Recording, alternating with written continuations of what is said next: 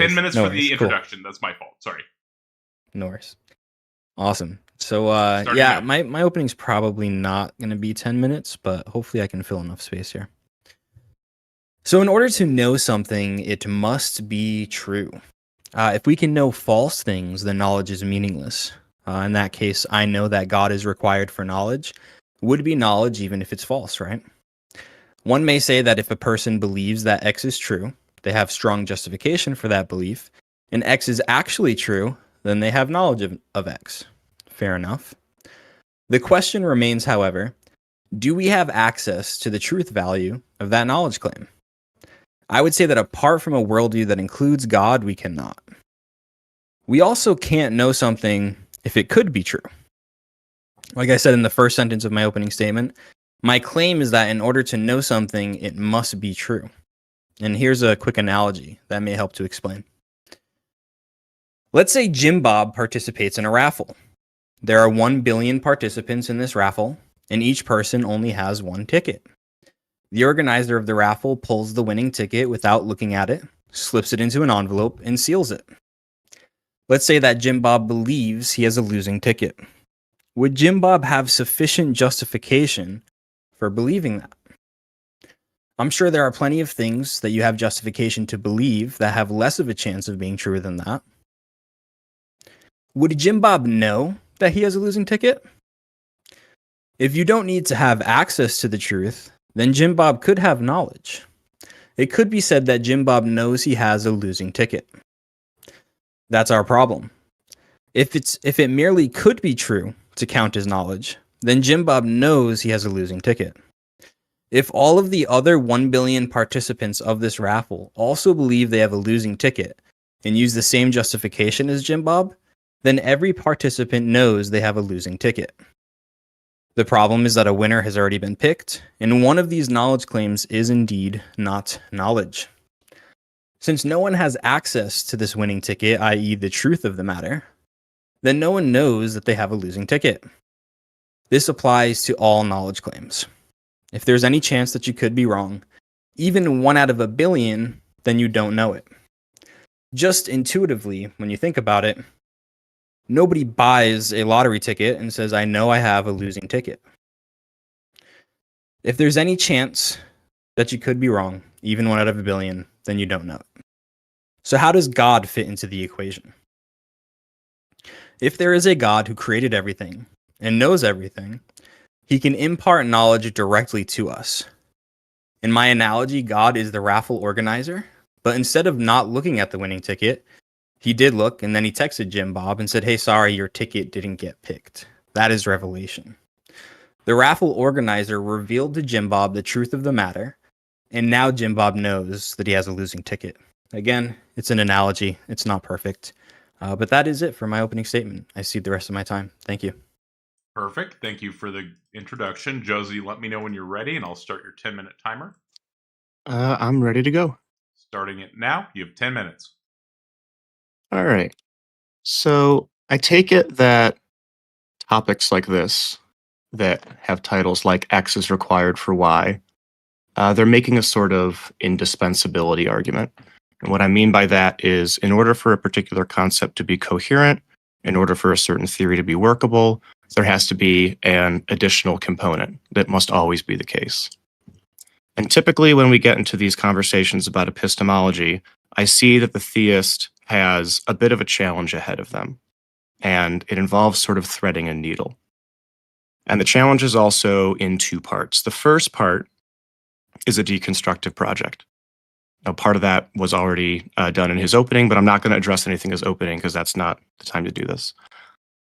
But the first project is a deconstructive project. The goal of that project is to show that non-theistic epistemology is incoherent, is unworkable, it can't deliver on what it's trying to deliver. But that alone isn't going to be sufficient, because if that's all we've done, if all we've done is create philosophical anxiety and skeptical nihilism, then there's no reason to believe that anybody knows anything. There's a second part, and that's the constructive project. The theist now has to come along and say, wait, there's good news. All of these challenges and skeptical objections that we brought up to a non-theistic epistemology, These can all be solved on the theist epistemology. We don't have to be skeptics. We don't have to be nihilists. Here's all the ways that we can solve this particular problem. And both projects have to be completed. Simply completing the first part of the project isn't going to be good enough because then we're just nihilists. And only doing the second part isn't going to be good enough because then God's not a requirement for knowledge. God is merely one condition amongst an ensemble of conditions that could produce a workable epistemic theory. Now, the tightrope that's being walked by the theist is this. The critique of knowledge can't be too severe. Because if it's too severe, then nobody knows anything. But it can't be too benign, because if the theist launches a critique against non-theistic epistemology that does not completely eliminate non-theistic epistemology, then the non-theist can still know things. So that's the tightrope that needs to be walked there. It can't be too aggressive of an attack because then no one knows anything. It can't be too soft of an attack because then non-theists can know things. So I'm hoping that what we'll get is this tightrope walked perfectly. We'll get a theistic epistemology theory that fully eliminates non-theistic epistemology, but doesn't prohibit knowledge claims from being made by anybody, including the theist. And with that, I'm going to see the rest of my time. Perfect. Thank you for the intros, guys. Now we begin the cross-exam. Let me know whenever you're ready, and we'll start the timer. Who's going first again? The affirmative, so that'll be you. Cool. You ready? Yeah, I'm ready. You have 30 minutes starting now. All right. Josie, do you know anything to be true? Yes, I think that I know things. Okay. And what things do you think that you know? Well, in the context I'm in right now, I think that I know that I'm sitting in a chair. I think I know that I have hands. I think I know that I exist. And there's other things, but yeah, I see you being very careful with your language here, saying that you think that you know. Am I correct in that? Yeah, I think if I'm definitely committed to the claims that, like, on my analysis of knowledge, I know that I'm sitting down right now. Right, but like maybe you wouldn't say that you know that you're sitting down. I don't know if I would subscribe to any iteration of the KK principle. No. Okay. In my opening, I gave an analogy. Could you see the point that I was trying to make in my analogy? I can, yes. Do you think that Jim Bob in that situation without revelation could know that he has a losing ticket?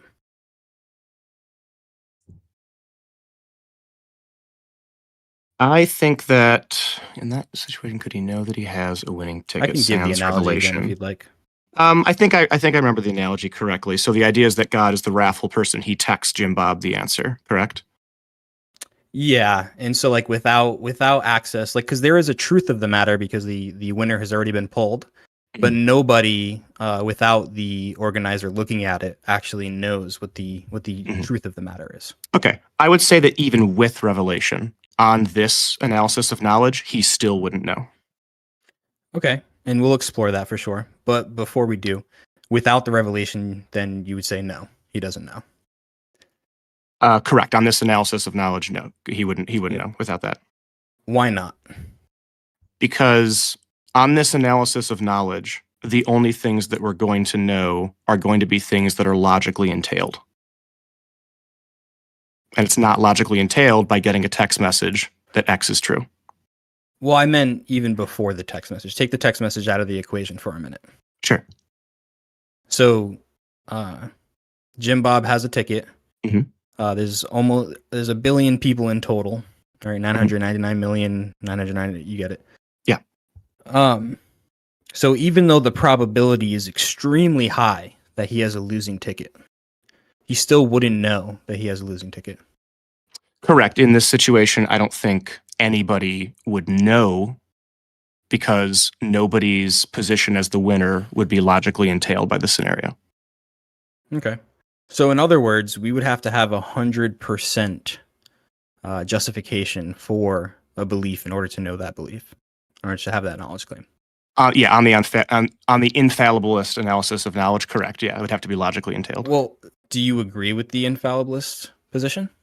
No, I think it's a prohibitive definition of knowledge.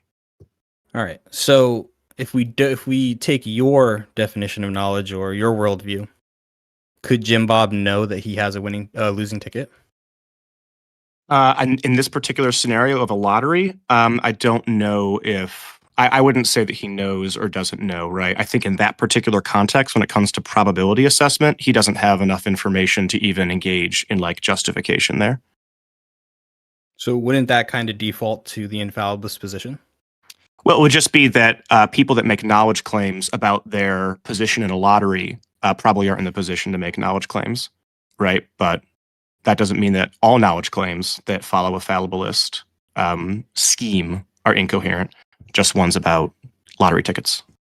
Well, what's the difference? Let's say, I don't think either of us would believe that our senses are 100% reliable, right? Correct. Yeah, I wouldn't agree. Yeah. So even if our senses were 99.99% reliable, do you think we could have knowledge claims that are justified by our senses? Yes, I do. How does that not relate to my analogy? Because when we're trying to, you're kind of pointing at something called like the threshold problem, right? Which is that justification's on a scale and it seems kind of arbitrary, right? Infallibilism is super straightforward, right? It's either 0 or 100. But I think that the context of the situation is what makes it non-arbitrary. The context of the situation fixes what we consider to be the appropriate level of justification. Could you elaborate on that? Yeah, I can give you an analogy. Imagine that I'm saying I know that my firearm is unloaded. Because the context of that situation, the level of justification that I would demand before I would say I know my firearm is unloaded is very high because the stakes are so high.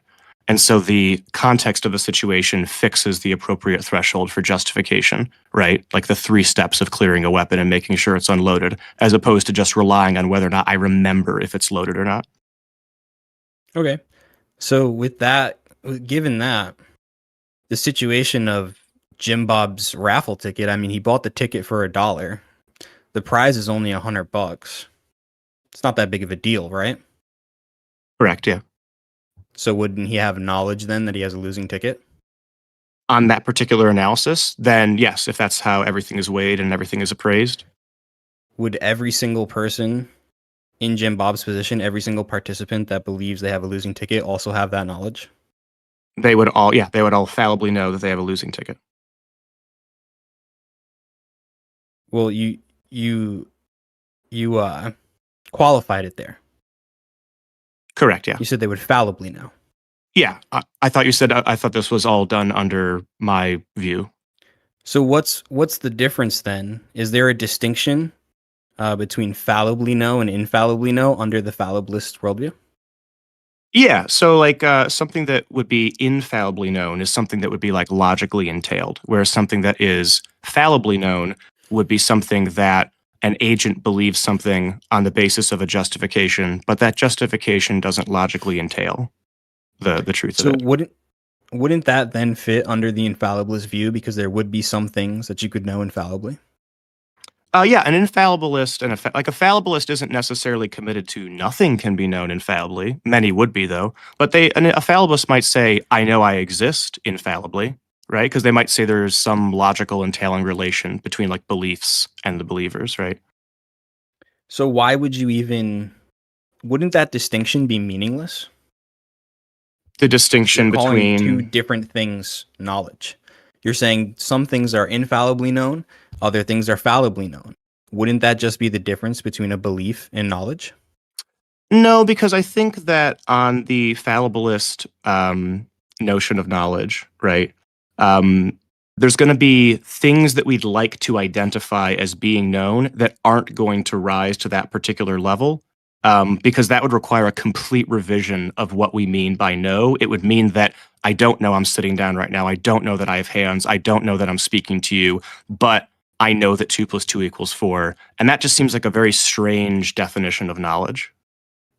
Right. So you're just changing what a belief is to make you more comfortable. I'm acclimating what the word believe means into a theory of knowledge in such a way that it's a useful word. I am more comfortable with useful theories in a way, I guess. So what's the distinction between a highly justified belief and fallible knowledge? Well, I don't know if that question makes sense to me for a second, because under fallibilism, what it means to know something is to know it in like kind of like a mode. The fallible mode of knowing something is that we know it, but it's not entailed. Right, but you We wouldn't believe it, but it's not entailed. you already made the distinction between fallible knowledge and infallible knowledge. So saying the word no doesn't give us enough information because you make the qualification. Right? Like if I tell you I know X, that doesn't give you enough information to tell you whether I fallibly or infallibly know it, right? Correct, but if I say I kick a ball, that doesn't tell you what sport I'm playing either. Right, the same problem. So what I'm trying to get at here is the fallibilist just takes a highly justified belief and calls it knowledge to make themselves feel better. And I did already ask you this, but I just want to ask it one more time just to make sure clear that is my point. What would you have to say to that? I guess technically that is true, but I don't think it's as arbitrary as the way you're making it sound. I think that the reason that we assign a high enough threshold for justification and raise it to the level of knowledge is because the word knowledge and the analysis of it has been very useful in epistemology, right? Especially when it comes to the revision and retraction of beliefs. Okay, thank you for that. How much time do I have left, Taco? 19 minutes and 45 seconds. Plenty of time. Let's see what else I can cook up here.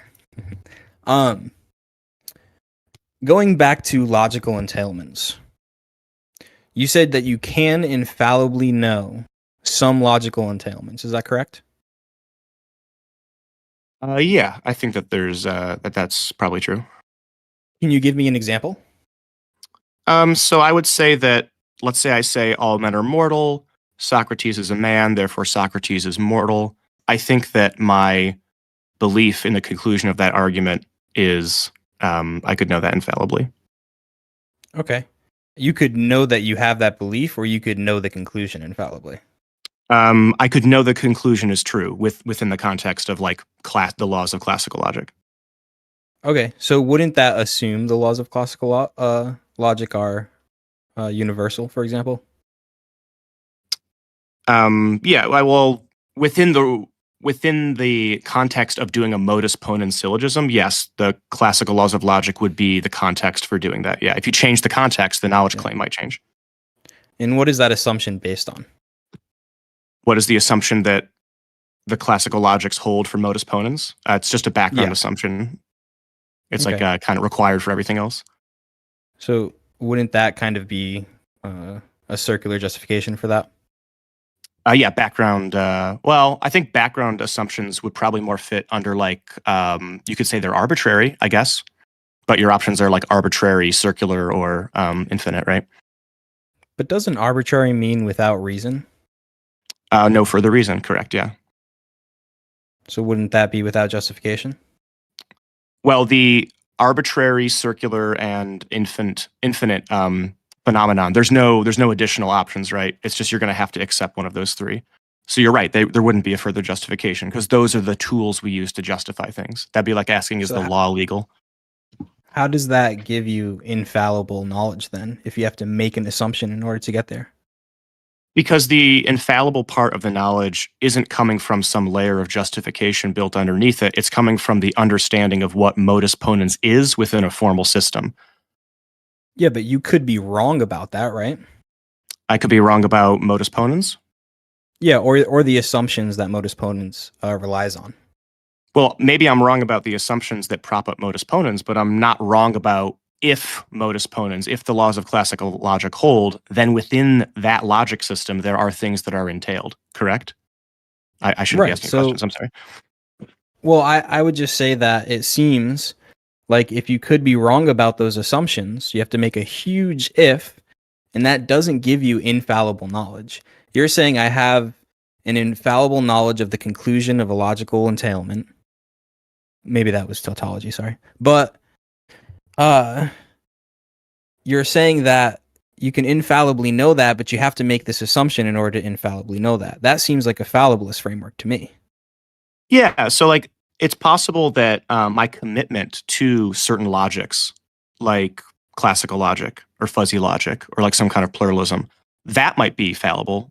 But I think that if you've committed to a formal system, then by dint of the rules of that formal system, there are going to be things you can't be wrong about within that system. One of them would be like modus ponens. But you're right. You've pointed out something very interesting, which is that our commitments to logics might be fallibilistic.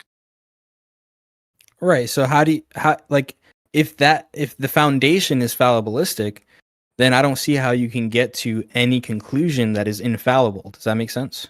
Yeah, it does. But what you're pointing out is that, well, whether or not this particular formal system maps onto reality might be true or false. But within the system itself, there are things that can be logically entailed, right? Like within the system, I can know that if I construct a modus ponens syllogism, right, that's sound, then I can believe the conclusion. But you're pointing out something very interesting, which is that my commitment to certain logics is fallibilistic. And because from my understanding, the difference between fallibilism and infallibilism comes from this idea, as you said, most fallibilists would say, that we can't actually know anything infallibly, even logical entailments, because of the assumptions we must make to get there. You're at 15 But it minutes. seems like you're trying. Thank you. Seems like you're trying to hold on to these two views at the same time, but it seems that they're too different to hold on to at the same time. All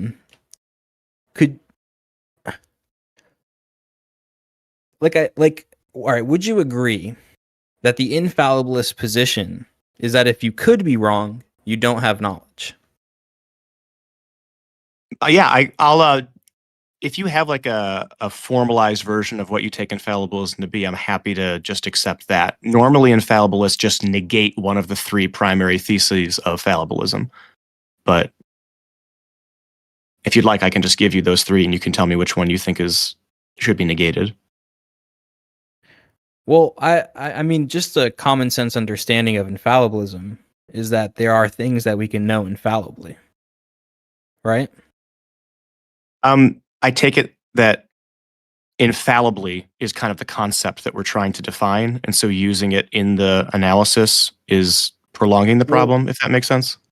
What does it mean for something to be held infallibly? I'm sorry, I shouldn't be asking questions. I think that a better word to be used here is indefeasibility. And the way I would define that, tell me if you agree, is basically something that cannot be overturned or made to be false. Or let me get a better definition real quick.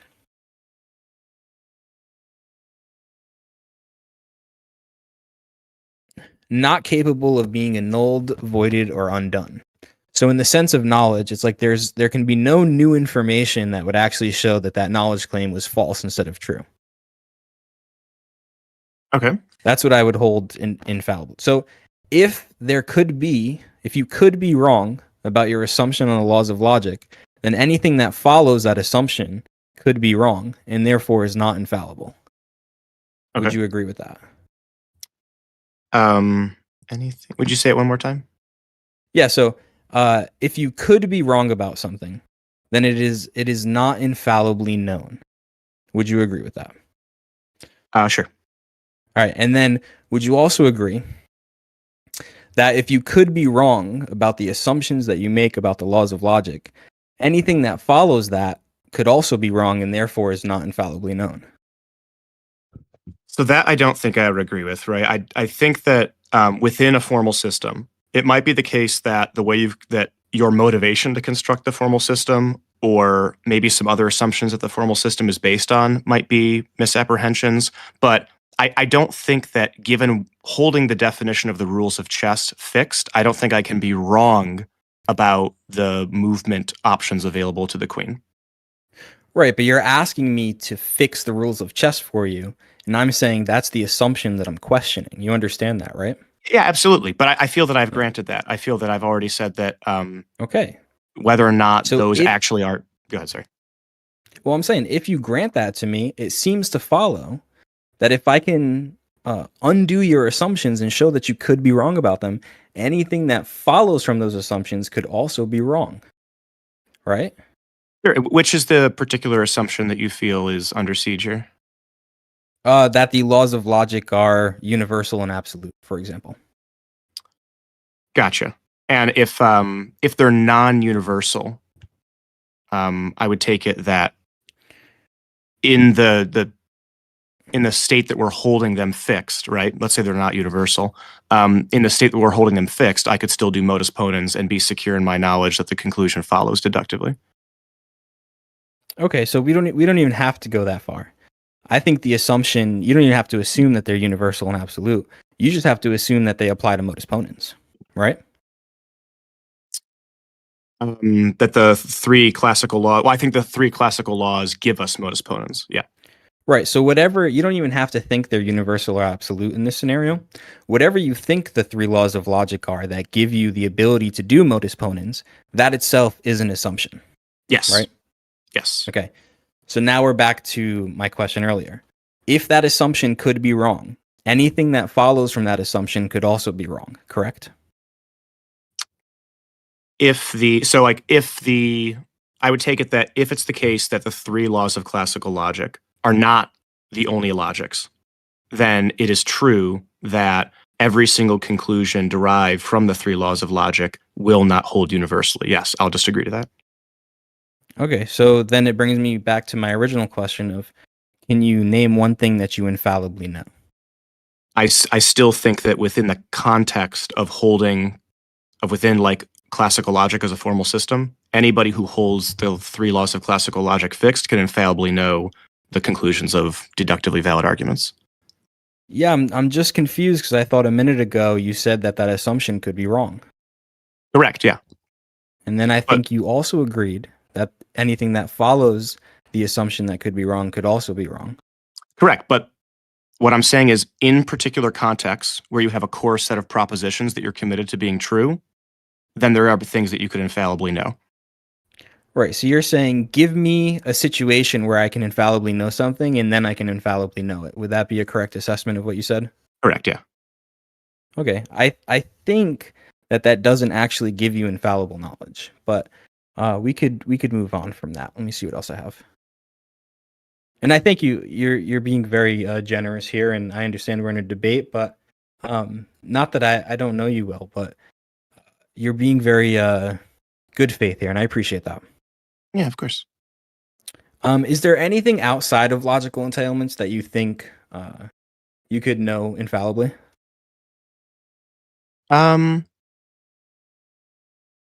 I don't think that I can be wrong that I'm having an experience right now. Okay. Is that similar to the Cogito or different? Similar, probably similar enough. Okay. Now I'm sure you're familiar, like you said, you're a philosophy hobbyist. You seem to know all the right terms and everything, so I'm sure you're familiar with the attacks on the Cogito. Do you think that all of the attacks have failed, or are there any that are convincing to you? I take it to be the case that if you try to formalize the Cogito, it is question begging. Right. So it does kind of seem to go back to this theme of these assumptions that you could be wrong about. Anything following from these assumptions could also be wrong and not give you infallible knowledge. We don't have to go back through that. I think we went through that plenty. Again, I appreciate you for being good faith on that.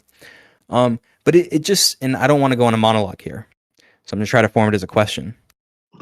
Would you agree? That's kind of a sneaky way to do that. It just seems to me that you're, again, holding infallibilism, but really you're just a fallibilist. Why are you holding so closely to infallibilism? Well, I'm willing to grant that the infallibilists have a point about something, right? I'm happy to grant that there might be some contexts in which analyzing knowledge claims might it might be useful to think about it in an infallible way. Now, that being said, in almost every single instance of my life, I behave like a fallibilist. Okay.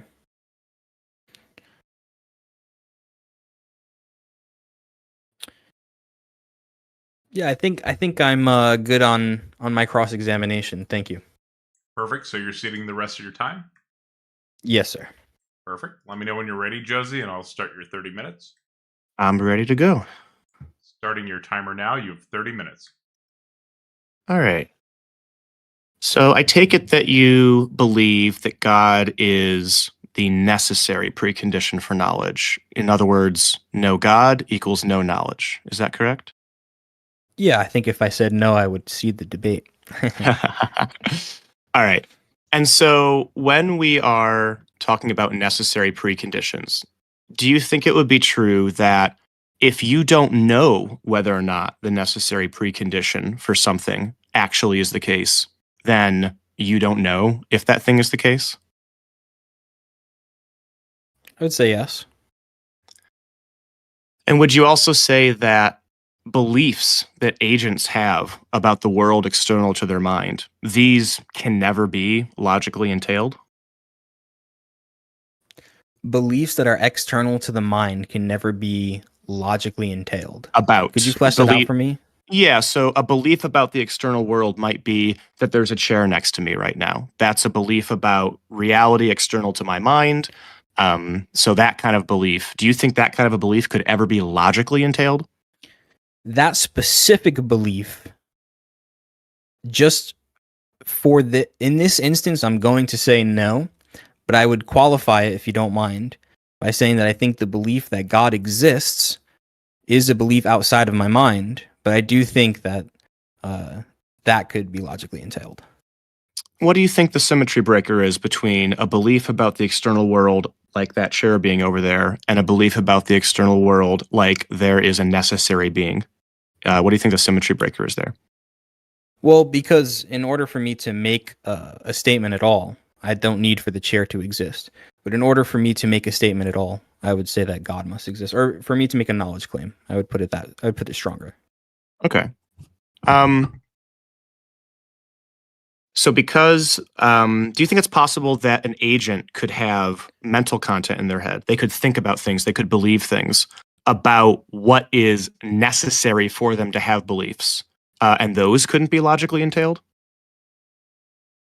Like they could be wrong about their beliefs. Yeah, they could have they could believe that there's something out there making it possible for them to believe things, but they could be wrong about what's doing that. Yeah, like if I thought a rock was giving me knowledge. Yeah. Sure. So, Yeah. okay. So if it's the case that believing that the conditions by which you know things, if it's possible for you to be wrong about what's doing that, it sounds like you could be wrong that God is doing it. I would say that showing from my previous cross-examination, the only way to get knowledge is if God is directly giving it to us. If that's possible, then anything outside, I think I showed in my cross-examination that anything outside of that's not possible. So I don't think I could be wrong about that. So this, do you think that the, sorry, I lost my place for a second. This belief that God is the thing that's providing you this tether to objective reality, you think that it's impossible for you to be incorrect that God is the one tethering you to that world? Yes. Why do you think it's impossible for you to be incorrect? Because I think if you start with any other assumption about the world, or not that if you start with any other assumption, if there is no God, then we cannot know anything. And I think that's a contradiction. Or maybe even not a strict contradiction, but that any worldview that says there is no God is self-defeating. And out of curiosity, so if a bunch of worlds that attempted to explain the tether between the world and the knowers of things. If all those explanations failed, do you think that that would logically entail that your particular explanation is correct? Or do you think it's also possible your explanation may be incorrect as well because it's not logically entailed? And just to try to make sure I'm following here, if this would result in a world where nobody knows anything, I think that would be impossible. Like a massive disjunctive syllogism like that, like it's either A, B, C, D, E, F, G, and on and on and on. Are you sure that you've eliminated every single disjunct in the disjunctive syllogism? So I haven't gone through every single worldview that exists, but I think that for any worldview that you may present, I don't think fits the qualifications to give you knowledge. But you do admit that you haven't gone through every single one. There could be some number of worldviews that you haven't even heard of or be aware of, or somebody hasn't even put that forward yet. Right. Okay. So in order for that disjunctive syllogism to logically entail God, right, which would rise to the level of infallible knowledge, you would have to eliminate every other disjunct, but it sounds like you're willing to admit that you're even apprehended what all the disjuncts are. Well, I don't think that's the case. And you may even say that if there is a necessary precondition for knowledge and God fits the precondition, then the basis of it being necessary means that none other can. But I'm happy to say that for all of the possible worldviews that anyone has ever conceived of and presented to me, none of them have given us infallible knowledge, except for those that include a God. But if I'm understanding correctly, the reason that God has risen to the level of infallible knowledge is because you feel that you've successfully completed a sort of massive disjunctive syllogism. And yet, it sounds like we've only eliminated the disjuncts that we're aware of. Is that correct? I would say that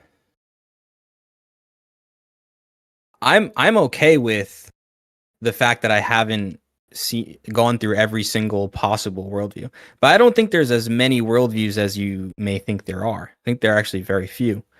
The problem is we can't. If there is a necessary condition for knowledge, and God meets that condition, which is the all-knowing creator of everything, imparting knowledge directly to us. If that's the case, we have knowledge. There's no other worldview in which is the case that we can have that knowledge. What if somebody were to spin up a worldview and there would be some kind of a mechanism in that particular worldview that beams infallible knowledge into people's heads? Well, that would be another type of deity. What if it's a mechanism instead of a entity with a mind? It would still be a non-personal God, like the universe. Okay, so is it fair to say that on your particular view, any entity that places knowledge in the minds of knowers just instantly earns itself the name of God? Well, I would say that if you have to unpersonalize a deity in order to get knowledge, then just call it God, yeah. Well, not necessarily unpersonalize it to get knowledge, but just to give you an example of how massive this list of disjuncts is, I would say that if I can just spin up a view like Platonism and say that there's just a relationship between the Platonic form of knowledge and us who have access to the Platonic realm, such that we have infallible knowledge of certain things, but those things aren't gods, it sounds like now we have this disjunct that before I just spun it up now, no one had even thought of it, but it sounds like it's passed the test of generating infallible knowledge by your lights.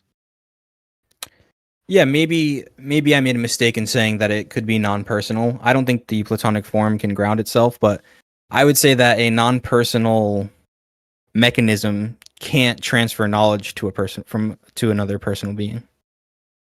Okay.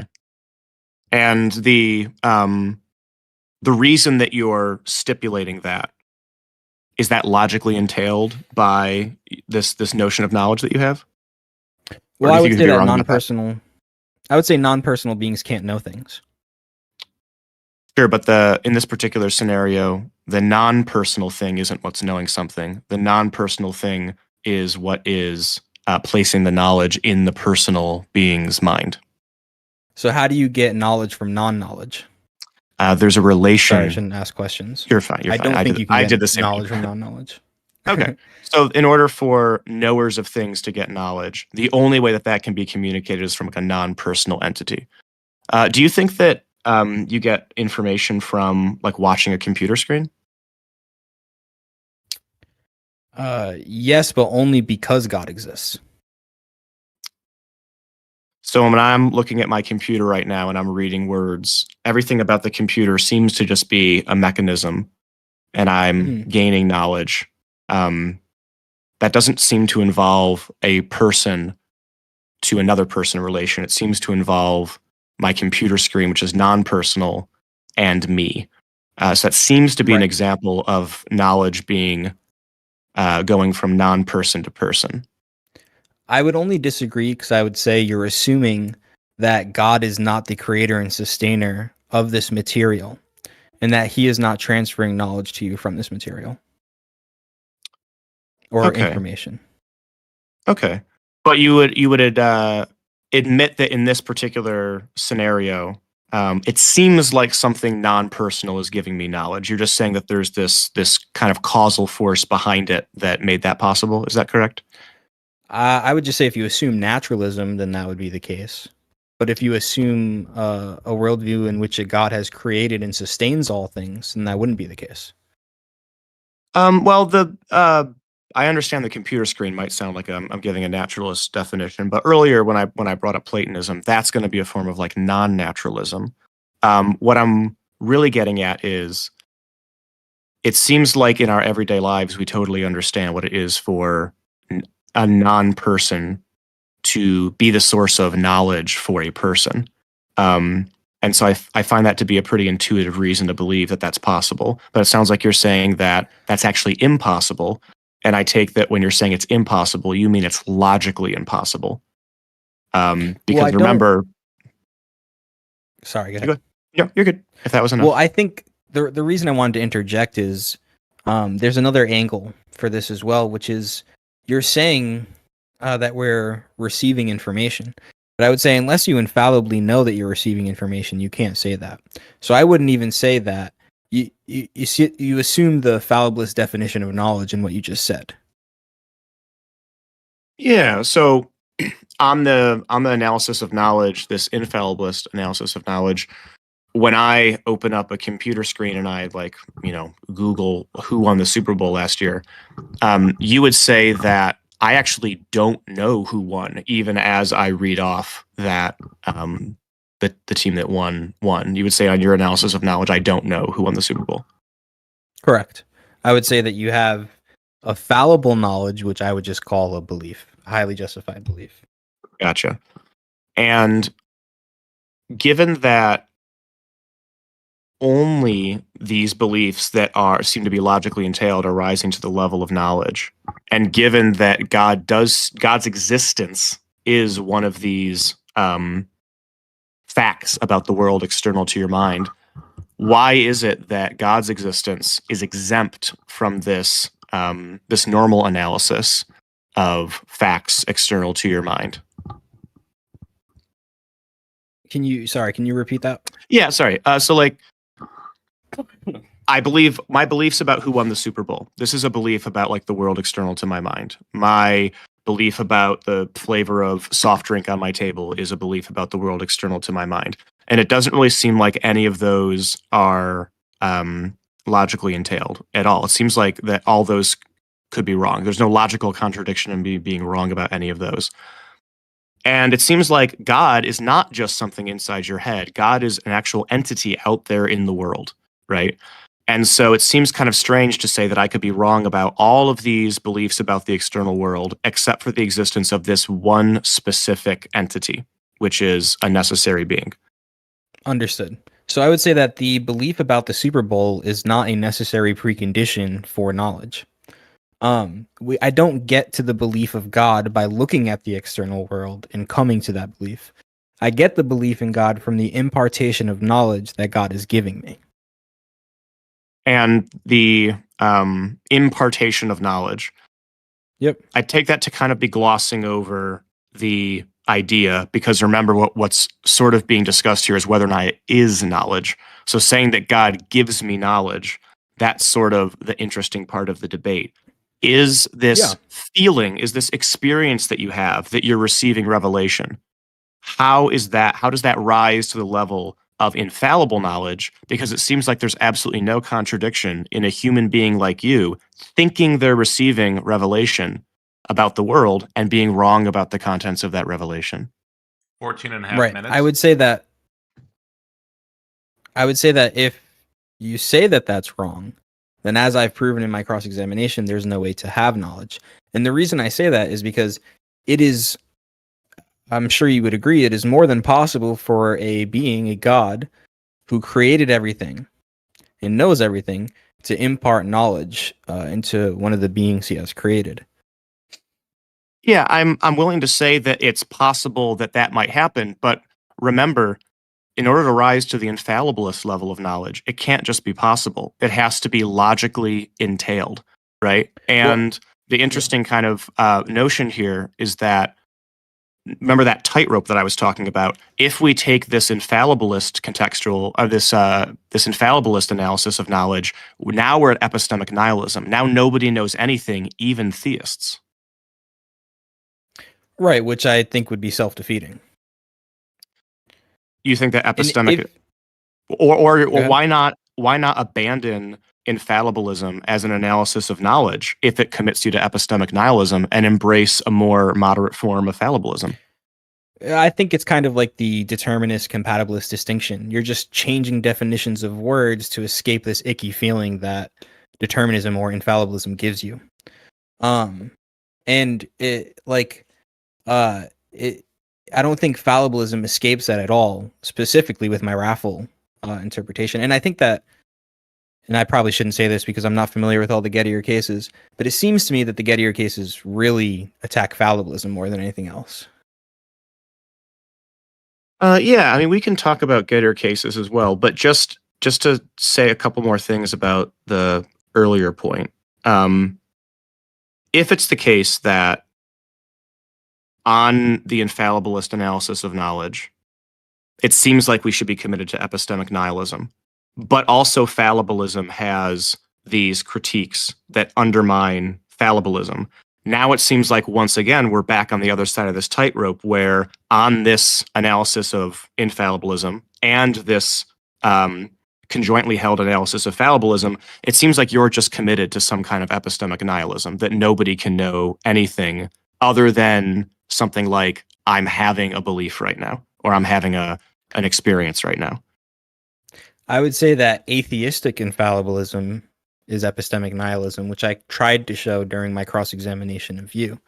But I think that if you're willing to admit that God can impart knowledge, then the infallibilist position rules out.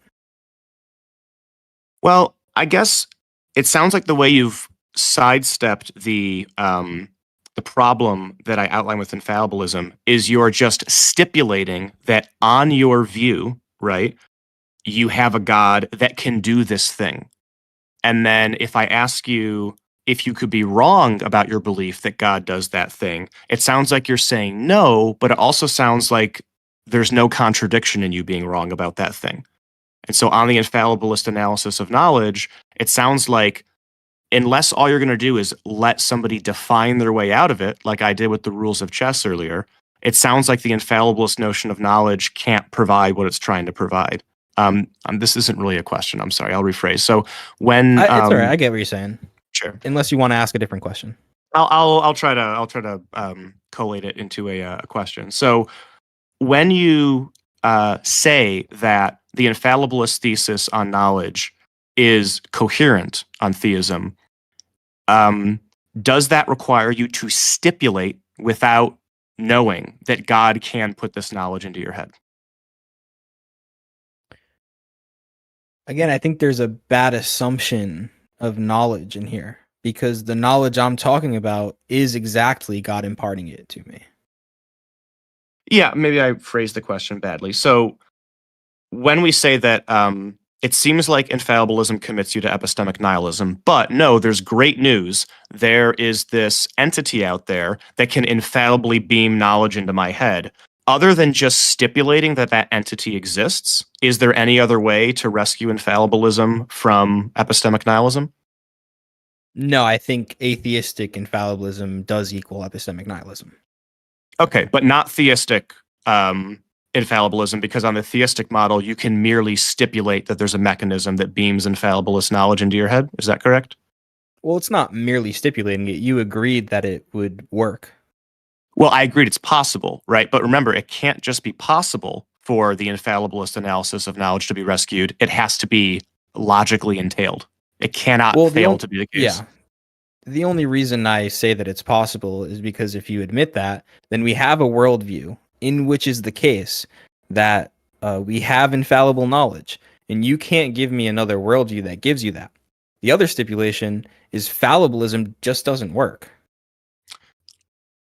Sure, but just to be clear, when the way in which you are stating that infallibilism is coherent is by stipulating something that's not logically entailed, right? You can say, well, I've built this house and nobody else seems to have built a house, right? You can say that, that's fine. And like you can say that now I have a house and you don't. But the problem is that under the infallibilist analysis of knowledge, it sounds like you still haven't really completed the challenge. You've just pointed to other people that haven't completed it. Is that correct? It seems like you're saying that I haven't given a logical entailment for God being required to have knowledge, so therefore nobody has knowledge. Is that wrong? Correct. I'm more or less making the case that on the infallibilist analysis of knowledge, even on theism, nobody is going to know anything. That's the point that I'm trying to make. And maybe this question will illustrate it a little bit better. Well, that's not right. Because you said even on theism, but I just gave you a scenario in which if theism is true, it would. So even on theism, that part would be wrong. But on the example that you gave me, you said, well, here's an example of somebody knowing something infallibly. This particular entity has, I'm trying not to be derisive and say beam. I'm sorry. There's some mechanism by which this entity. That's the least derisive. This entity gives this other entity infallible knowledge. And it is true that if that were true, then that being would know something infallible. The problem is that construction, right? That's called a material conditional. If X, then Y. The problem is that material conditionals are not logically entailed from just the material conditional. It's possible for material conditionals to be false. And you did say earlier that if it's possible for something to be false, it can never be knowledge. Right. So I'm not talking about any knowledge. Maybe I wasn't clear. The knowledge I'm talking about is this one thing that this being exists. And so it's not like he's beaming into my head the winner of the Super Bowl, like your example earlier. But he is beaming into your head that he exists. Yeah. And so like this material conditional, if a God exists and can beam infallible knowledge into my head, then I would know that he exists. What I'm asking is, since that's a mere material conditional and material conditionals have a falsity condition, how can that ever rise to the level of knowledge on an infallibilist analysis? Because, and again, I won't use the right words. I'm not even going to try. No clips here. No. But I would say that it's not the thing that we agree on is knowledge is possible, or knowledge, humans have knowledge. So if you want to take and say, well, no, I can just believe that humans don't have knowledge and now you don't have your falsifier or whatever it was called, then okay. But I don't know. Nobody wants to say that. I mean, if you want to live like that, go ahead. Well, the point that I was trying to make was, if all it takes to rescue knowledge on the infallibilist analysis is to stipulate a material conditional that contains something that provides infallible knowledge, that's glossing over the very problem of epistemology, right? Because then the non-theist, now the other side of the tightrope has been fallen onto. Now the definition's too broad. Now all the atheist has to do is just stipulate a material conditional like, well, there's some mechanism out in the world that grants me infallible knowledge. I think minutes? with that, you're just positing another deity. You're just saying, well, no, it's just not. And for the topic of this debate, we are just talking about a deity, not a specific one. So I think that if we were talking about the Christian God, this argument might work. But I think you're just positing another deity when you say mechanism. Well, this might kind of be an eye of the beholder thing, but and I'm willing to say that, like, from your perspective, it sounds like identical. But I would say that if in my mind I have this non-personal, non-agential sort of like reality out there, and one of the cool things that this reality does is it puts infallible knowledge into my head, it seems like at that point I've passed all of the tests to have infallible knowledge on your view. And all of a sudden, gods are no longer the necessary precondition. Gods are just one theory among an ensemble Okay. of theories. Well, part of God being able to impart knowledge, part of God is the all-knowing part that I mentioned. If God is all-knowing, then he can have infallible knowledge because he can he can overcome any defeater. Does this mechanism know all things? And if it knows all things to be able to overcome any defeaters, then I'm guessing it must be personal. Well, I wouldn't say that this mechanism knows anything, right? I would just say that there are knowers, there are agents that have beliefs, right? There's a reality in which things are true, and one of the cool things that this reality does is it occasionally beams infallible knowledge into the head of the agents moving throughout that reality. And I'm merely going to stipulate this. I'm not going to defend the material conditional because I don't think that there was a defense given for the material conditional on the theistic side either. So I do you feel at this point that I've completed the infallibilist knowledge challenge, or do you feel that I'm still missing something? No, because I disagree that it's possible that this mechanism could give knowledge. Because in order for God to give knowledge, he has to know all things to overcome all defeaters. And that particular stipulation there, that like only a God could impart this knowledge infallibly. Do you also know infallibly that that's the only way that knowledge could be imparted infallibly? Yes, because if I could just say this, a God who cannot impart knowledge directly to me cannot be the necessary precondition for knowledge. Yeah, but like that's the claim, right? What I'm asking is, Right. why would somebody accept that Or- only a minded agent can beam infallible knowledge into somebody's head? Because if that agent would have to know all things. If they even didn't know one thing, then that one thing could be the possible defeater for any knowledge claim. But remember the conditional that we're stipulating here is just that this entity has the ability to do X. What I'm asking for is, Yes. what's the reason to suppose that in order for X to be able to be done by any mechanism ever, it must have this mind? Well, I think that's within the definition of infallibilism. As we already stipulated, we agreed that it must be indefeasible. There must be no defeater. But the contents of the knowledge, right? Like for you to know something infallibly, right, means that there's a relationship between you and this God external to your mind. And in virtue of that relationship, you know some number of things and you cannot be wrong about them.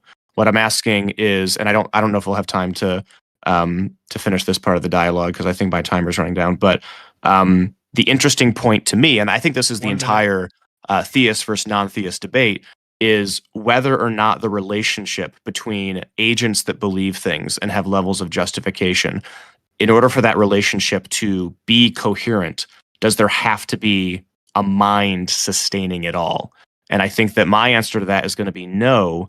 And I don't think that there's a way to logically entail that it has to be a mind. And so I think that that's the problematic part for the infallibilist.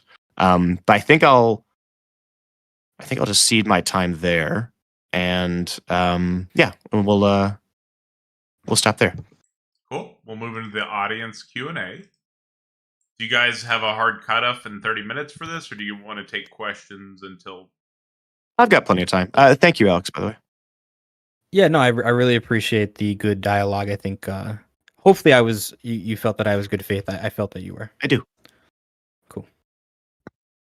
Yeah, I want to say I don't have a hard cutoff, but we'll see how it goes. I guess there's Cool. I do have work in the morning. Just let me know. We'll have a great one. And so we'll go ahead and move into the conclusions. These are going to be 5 minutes each. Wi-Fi, let me know when you're ready, and I'll start your timer. I'm ready.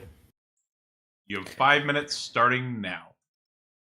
So I am used to doing the closing statements before the audience questions. So it's going to take me a second to remember the debate, but let's see here.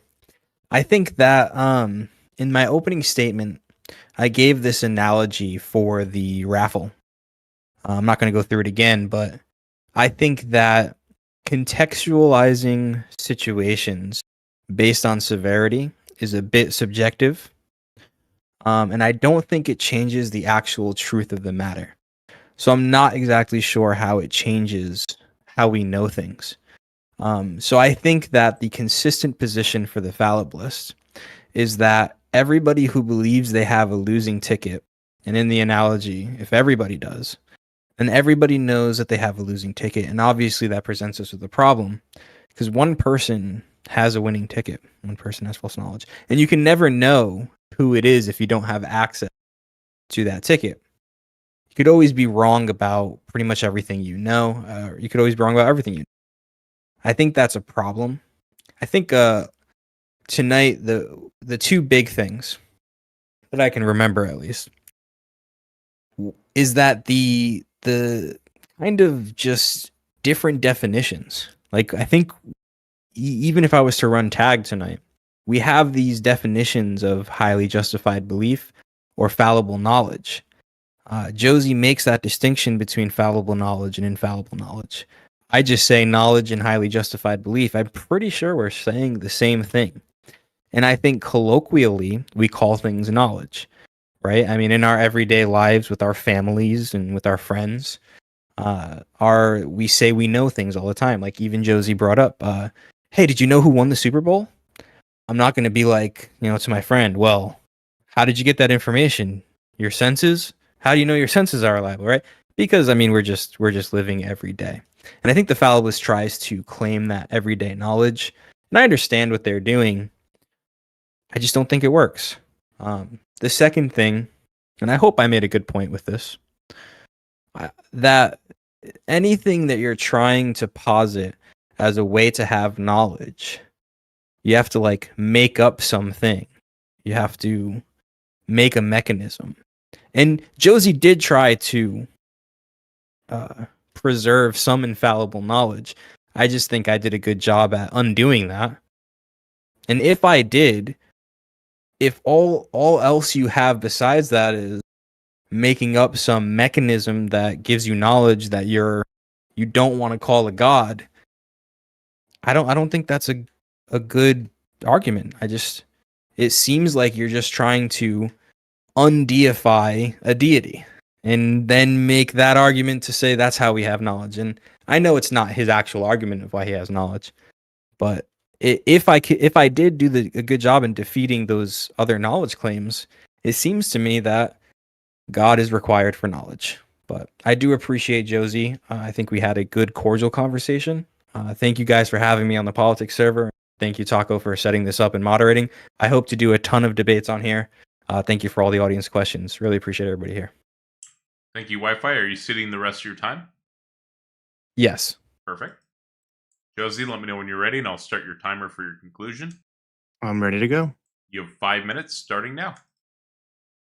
Yes, I think that one of the earlier things he said in his closing is absolutely true. The fallibilism versus infallibilism debate does kind of come down to a rather Spider-Man meme pointing contest of fallibilism is true because infallibilism is false, and the other person is saying infallibilism is true because fallibilism is false. It is kind of a bit of a definitional war.